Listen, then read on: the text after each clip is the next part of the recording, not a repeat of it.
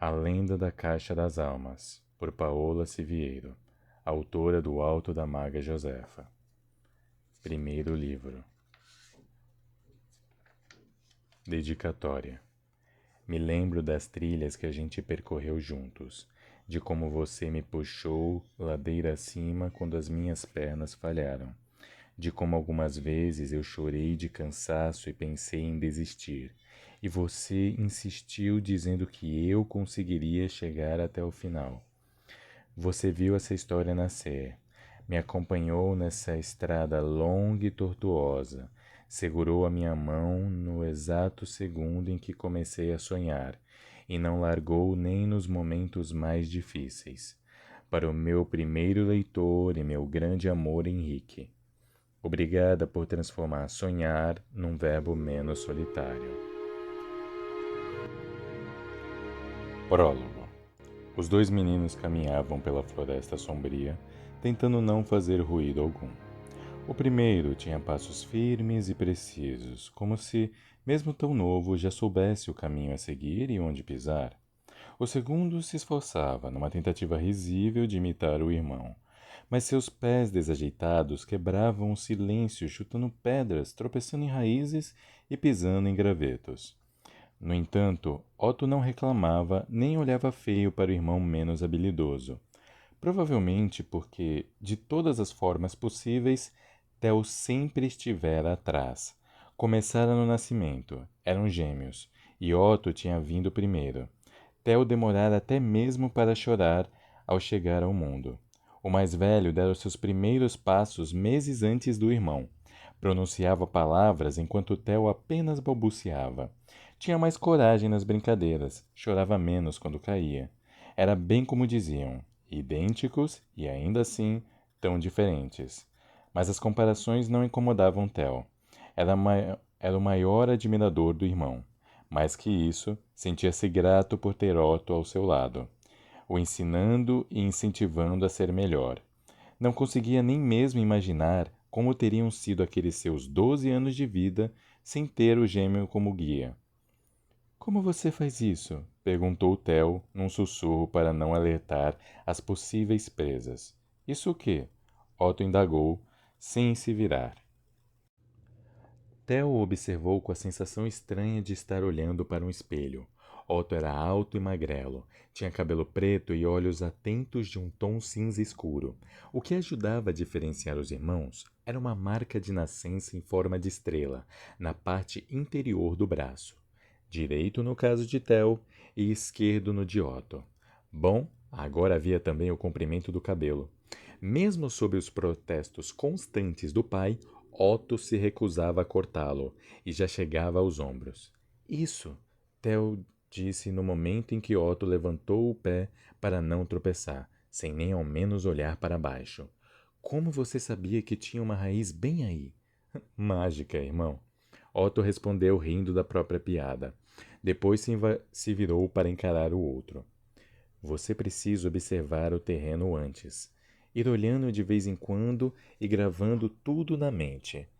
Fazendo isso, dá para sentir onde as coisas estão. Entende? Não. Theo não tinha a menor ideia do que ele queria dizer com aquilo, mas talvez fosse só questão de tempo, assim como todo o resto. Naqueles poucos meses desde que Mater e Pater enfim haviam permitido que fossem sozinhos para a floresta, tinham levado várias caças para casa, todas abatidas por Otto, mas agora Theo já acertava os alvos de treinamento na maioria das vezes. Então, tinha esperança de finalmente conseguir fazer os olhos de Carian brilharem com orgulho. De repente, Otto estancou e se virou. Pousou o indicador sobre os lábios e apontou para a clareira à frente. Theo estreitou os olhos e viu o animal ao longe, entre os troncos pretos. Era um cervo de poucos meses, a grande chance que estava esperando nas últimas semanas. Caçar fazia uma mistura confusa borbulhar em seu estômago. Empolgação pela perspectiva de alimentar a vila, medo de não conseguir. E havia culpa também. Não dava para negar. A natureza funcionava assim. Precisavam do alimento e só levavam o estritamente necessário. mas nem por isso o ato de matar um animal deixava de pesar. Ainda faltavam 4 anos para que tivessem de escolher seus destinos. Porém, seria natural seguirem os passos de Pater. Otto, pelo menos, tinha certeza absoluta de que ele seria um caçador. Theo provavelmente passaria a sentir o mesmo em breve. Adorava ouvir as histórias sobre o que outras pessoas dedicadas ao ofício viam e viviam. Seria divertido fazer parte daquele grupo de homens e mulheres que se embrenhavam por dias na floresta e depois eram recebidos de volta com aplausos e agradecimentos. Eles se esconderam atrás de um carvalho. Cervos tinham uma ótima audição.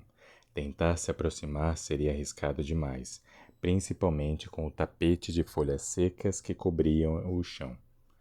Otto gesticulou para o irmão numa conversa silenciosa de acenos de cabeça e olhares incisivos, e passou a responsabilidade do tiro a Theo. Ele sorriu e concordou, pensando que depois deixaria que o outro comesse sua porção de frutas no jantar. Theo levou o braço para trás e puxou uma flecha da aljava. Levantou o arco, esticou a corda e fechou o olho esquerdo. Precisava de alguns instantes para ajustar a mira. Se o tiro acertasse o pulmão ou o coração, o animal morreria sem sofrimento. Inspirou fundo uma última vez e prendeu o ar. O cervo levantou a cabeça e o encarou no momento em que ele abria os dedos para soltar a flecha. O olhar era intenso e sua expressão estava cheia de uma compreensão profunda que parecia incompatível com um animal selvagem. O tempo quase parou quando Theo entendeu o que aquilo significava. O menino moveu o arco para tentar desviar a rota do tiro, sem saber se seria o suficiente. A flecha se cravou num tronco, a centímetros do filhote. A presa não se mexeu. Era como se tivesse compreendido que os humanos não eram uma ameaça. As pernas de Theo tremeram e acabaram cedendo. Ele caiu de joelhos. Anima, suspirou ofegante. O que faria se não tivesse conseguido desviar a flecha? Teria que confessar quando chegasse à vila. Aquilo geraria uma comoção. Todas as pessoas prestes a completar 16 anos ficariam aflitas, perguntando-se quem seria o coitado que viveria incompleto pelo resto de seus dias, sem nunca se reunir ao seu espírito animal. A vila inteira choraria pela perda. Calma, Theo. Você não... Otto apertou seu ombro. Está tudo bem. O cervo não se feriu. Por que ele não me deu algum sinal? Theo perguntou, encarando o animal que finalmente virou as costas e correu. Mas ele deu. Animais são inteligentes. E ele te avisou na hora certa. Otto estendeu a mão para ajudar o irmão a se levantar. Vem, ainda dá tempo de achar pelo menos uma lebre. Continuaram a busca, em algum lugar não muito longe. Um corvo grasnou 4 vezes de um jeito algorento, e o frio do outono pareceu responder. Uma neblina fina se esparramou entre as árvores, fazendo os pelos do braço de Theo se arrepiarem. Um vulto grande os sobrevoou, e ele olhou para cima já com uma flecha no arco. Viu alguma coisa? Otto perguntou. Achei que sim, mas deve ter sido só uma impressão. Uma brisa gélida soprou, buscando frestas nas roupas e chegando até os ossos. A nuca de Theo formigou e ele se virou rápido. Mas de novo não havia nada ali. Fechou os botões da túnica de lã. Se aquela fosse uma floresta comum, o dia se prolongaria por mais algumas horas. Mas o líquen carvão que crescia sobre os troncos absorvia boa parte da luminosidade. A noite sempre chegava primeiro na floresta sombria. Acho que está na hora de voltar, Theo sugeriu. Estava incomodado, sentindo que havia algo de errado. Ao ver a neblina se adensar, teve um impulso repentino de sair correndo. Não, calma, ainda dá para enxergar bem, Otto respondeu. Vamos nos separar. Melhor não, Otto. falou Theo na mesma hora. Mesmo caçadores mais experientes não vagavam sozinhos. Theo não acreditava em monstros, fantasmas ou qualquer criatura sobrenatural, lendas que afastavam pessoas supersticiosas da floresta sombria. Contudo, havia ursos e lobos na região. A gente não conseguiu nada a semana inteira, Otto insistiu. Só um pouquinho. Quando a luz estiver acabando, a gente se encontra na estrada. Ninguém precisa ficar sabendo. Pater e Mater. Os garotos tinham prometido não se separar. Theo pensou em usar isso como argumento, mas parecia bobo, e Otto sempre acabava conseguindo fazer as coisas do jeito dele. Tá bom, concordou Theo, contrariado. Só que se você não estiver lá na hora marcada, vou direto para casa contar que a ideia foi toda sua. Otto sorriu com o canto da boca. Deu uma piscadinha e correu na direção sul. Em poucos segundos já tinha sido engolido pela neblina. Então o irmão se virou e seguiu rumo ao norte. Caminhou por alguns minutos, estranhando o silêncio.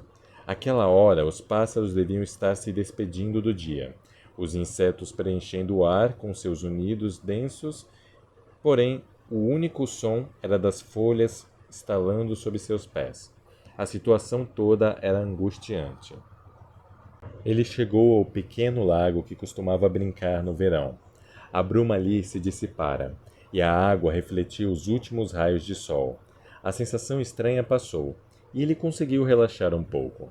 De repente, aquele medo pareceu uma coisa infantil, e o menino riu de si mesmo, pensando no que Otto diria se soubesse que por muito pouco ele não tinha saído em disparada como um animal assustado. No meio do devaneio, um movimento chamou sua atenção. Uma doninha avermelhada corria entre as folhas secas. Talvez o dia não fosse terminar como um fiasco total, mas não havia tempo a perder. Logo estaria escuro demais para enxergar qualquer coisa. Puxou uma flecha, preparou o arco e disparou. 3 coisas aconteceram ao mesmo tempo.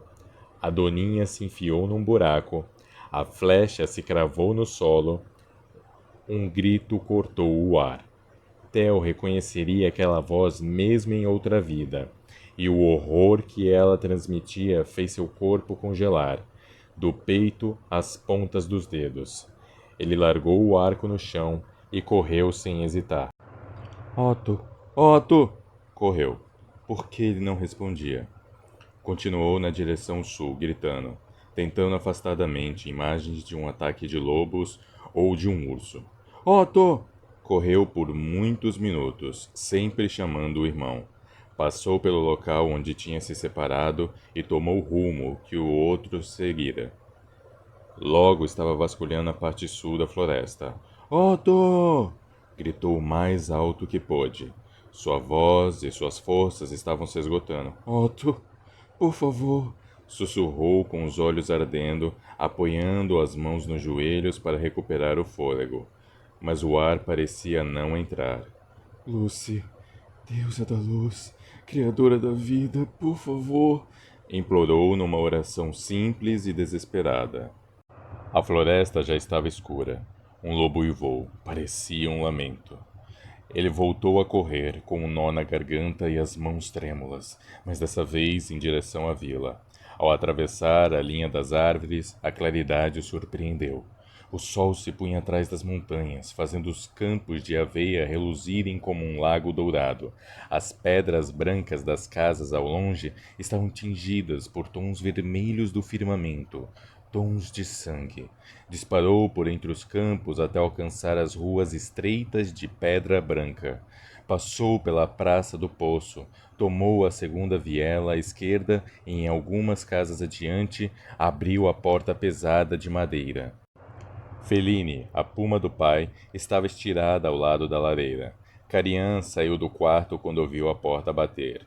Bater! Theo se engasgou como se estivesse engolido uma pedra. Otto sumiu na floresta. Ele gritou. Eu procurei por toda parte. Houve um lobo, não sei. Agora que havia falado tudo aquilo em voz alta, era real. A verdade tinha o peso de uma montanha e de repente parecia muito difícil respirar. Aquele grito, algo horrível tinha acontecido. Theo viu o próprio pânico refletido no rosto de Carian.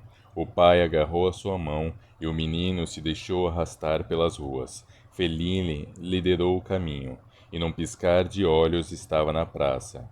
Pater puxou a corda para tocar o grande sino que ficava no centro. Blan, blan, blan. O som alto e profundo ressoou no estômago de Tel. Era o alerta para anúncios e emergências. Agora soava como um chamado para a guerra. As pessoas começaram a chegar, capas apertadas em volta do corpo e a expressão preocupada. Meu filho sumiu! Otto sumiu na floresta! Pater gritou. Vamos fazer uma busca! Enquanto ele falava com as pessoas e organizava tudo, o menino ficou ao seu lado, com um olhar desfocado. Por um momento, teve a impressão de que aquilo acontecia com outras pessoas. Theo, Theo! Carian teve que chacoalhá-lo para que reagisse. Onde exatamente ele sumiu? Na parte sul, a gente se separou perto da clareira grande. Eu fui para o norte e ele para o sul. Engoliu em seco. Era tudo culpa dele. Pater assentiu e começou a gritar mais ordens. Eu também quero ir, Theo disse. Não, de jeito nenhum, você fica. Estava prestes a argumentar quando viu uma mulher se aproximando, alta, com ombros largos, o cabelo dourado e cacheado balançando conforme corria.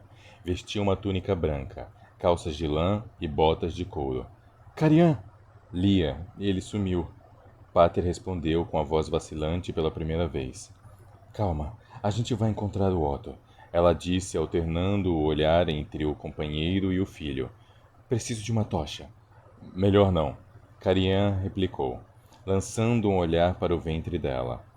Há poucas semanas, Mater anunciara que havia mais um integrante da família a caminho, e a barriga já era visível. Grávida ou não, Tel sabia que ela não aceitaria ficar para trás. Não vou esperar sentada enquanto ele está perdido. Por um breve momento ela pareceu hesitar, porém logo voltou a ser a fortaleza de sempre. Vai ter muita gente junto. Vou ficar bem. Eles discutiram a melhor estratégia e decidiram que iriam em grupos distintos. Mandaram o filho voltar para casa, mas ele permaneceu ali, estático. Viu quando Lia estendeu uma faca para Carian e reparou que havia uma runa desenhada no cabo da pedra. Já estou levando tudo o que preciso. É minha faca da sorte, Mater insistiu. Ela assoviou e uma águia real desceu do céu sem estrelas para pousar no bracelete de couro que cobria o seu antebraço. Áquila, procure o Otto. Lia encostou sua cabeça na da águia e impulsionou o anima para cima, que voou na direção da floresta sombria. Feline? Já foi. As pessoas começaram a se mover. Pater deu mais um abraço nos dois e se foi, a luz bruxulenta da tocha iluminando a barba escura, as sobrancelhas grossas e o maxilar cerrado. Mater partiu com o segundo grupo, mas antes repetiu para o filho ir para casa. Ela provavelmente já sabia que Theo não obedeceria, e o menino acabou se juntando ao terceiro grupo. Percorreram a floresta a noite toda, procurando pegadas de animais, vestígios de sangue, galhos quebrados ou qualquer outra coisa que pudesse indicar o que havia acontecido. Nada. Quando os primeiros raios de sol romperam a escuridão, o líder do grupo de Theo anunciou que retornariam. O garoto se revoltou e correu para continuar procurando sozinho, mas foi arrastado de volta. Pelo menos permitiram que permanecesse na estrada, esperando as outras pessoas emergirem da linha das florestas. O grupo de Lia apareceu no meio da manhã. Theo buscou o rosto de Otto entre os outros, mas aquela pontada morna de esperança rapidamente se transformou numa onda de decepção. Mater parou ao seu lado enquanto aguardavam os demais e segurou sua mão, para amparar o filho ou a si mesma. Já passava do meio-dia, quando Carian voltou. Não foi necessário que Theo procurasse pelo irmão. A derrota estampada no rosto de Pater já dizia tudo. Os três se abraçaram ali. no meio da estrada, como se precisassem segurar uns aos outros para não se quebrarem em centenas de pedaços. A cola que os unia era uma dor tão forte que Theo nem imaginava que pudesse existir. Os soluços eram altos, e num dado momento ninguém sabia mais de quem eram as lágrimas que encharcavam as roupas. Era um daqueles momentos que deixava na mente uma cicatriz, algo que ficava marcado para sempre. Eles não desistiram, não podiam. Aceitar uma tragédia era difícil, mas não saber o que tinha acontecido era insuportável. Procuraram por Otto mais um dia, e mais outro. Apenas no segundo dia de buscas, Theo conseguiu comer alguma coisa. Só no quinto dormiu a noite inteira, apesar dos pesadelos. Todos os dias ele chorou. Chorou deitado no quarto, encarando o vazio da cama ao lado. Chorou quando saíam da floresta sem encontrar nada. Chorou ouvindo os soluços de Lee careando o outro quarto. Chorou a cada vez que imaginava uma vida sem Otto, seu melhor amigo, seu companheiro desde antes de chegarem ao mundo. Os três continuaram as buscas por semanas com a ajuda de um pequeno grupo e por muitos meses sem auxílio de ninguém. Mesmo anos depois, sempre que Carian partia pela manhã para caçar na floresta, Theo e Lia o acompanhavam até a porta. Sem dizer nada, pediam que ele continuasse procurando. E nos olhos cinzas de Pater dava para ler a resposta: sempre.